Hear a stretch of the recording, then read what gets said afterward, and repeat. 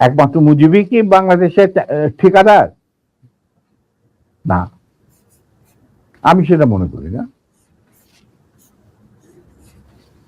মুজিব তো কোনোদিন স্বাধীনতা চাইনি বাংলাদেশের জন্য। He never wanted that Bangladesh should be independent. Agartala ষড়যন্ত্র মামলা টামলা এই সমস্ত আবল তাবল কথা বলে, কিচ্ছা বলে। আসল কিচ্ছা তো আগরতলা, মানে স্বাধীনতার কথা সেনাবাহিনীর এক তরুণ অফিসার প্রথম চিন্তা করেছিল। তিনি ছিলেন flight commander, commander Wazem Hossain, Pakistan নেভির চৌকস অফিসার। জি স্যার, অনেক অনেক গুরুত্বপূর্ণ কথা আছে যেগুলো মানুষ শুনতে চায়, সেখানে যাই। আমি কথা হচ্ছে যে শোনো, যার যা প্রাপ্য তাকে সেটাই দিতে হবে, সেই মর্যাদা দিতে হবে, নাহলে এটা মুনাফিকি।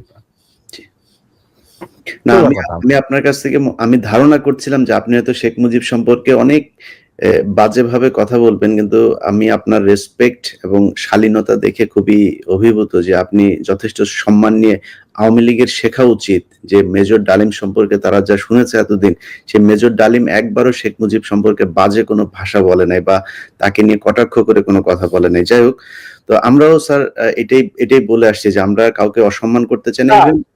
আরেকটা কথা শুনতে, এই কথাটা যখন তুমি বললেই, তাহলে আমার বইতে পরিষ্কার লেখা আছে মুজিব পরিবারের সাথে আমার কি সম্পর্ক ছিল। জি, ঠিক আছে, ব্যক্তিগত ভাবে বা পারিবারিক ভাবে আমরা কিন্তু তার সাথে বিচ্ছেদ করি নাই। আমাদের যখন চাকরি থেকে বের করে দিলেন পিওনাইলের মাধ্যমে, ওই যে বিচার করলেন গাজী গণহত্যার ঘটনাকে কেন্দ্র করে,